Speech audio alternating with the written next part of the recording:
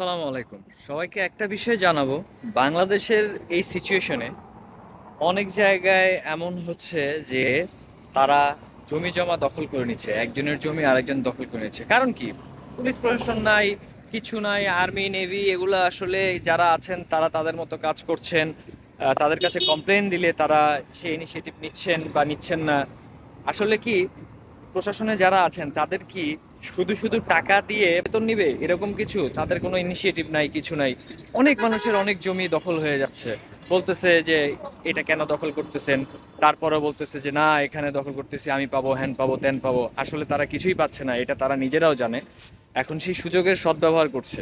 তো এগুলা কে করছে, কারা করাচ্ছে, এটা আপনাদের কাছে যদি প্রশ্ন করা হয় তাহলে আপনারা কি এর উত্তর দিতে পারবেন? আমার দেখা এমন একটা জায়গায় আমি দেখলাম যে তারা দখলের চেষ্টা করছে, তাদেরকে বলার পরেও যে আইনের মাধ্যমে আপনারা এটার একটা সমঝোতা করেন।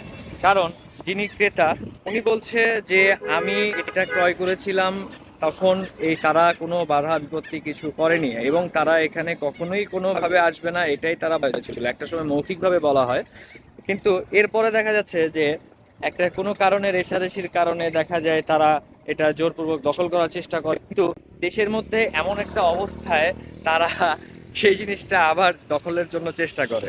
এটা তো আসলে সমাধান নয়। মাধ্যমটা আইন রয়েছে। অনেকের জায়গা আছে যারা জোরপূর্বক দখল করার চেষ্টা করছে, আমি নিজে দেখেছি। আর এগুলা করাচ্ছে কারা, কে করছে, এবং বিভিন্ন জায়গা দখল হচ্ছে, সেটা আমি বা আমরা অনেকেই জানি। তাহলে দেবেন না যে আমরা আপনাদেরকে ভোট দিয়ে জয়যুক্ত করব?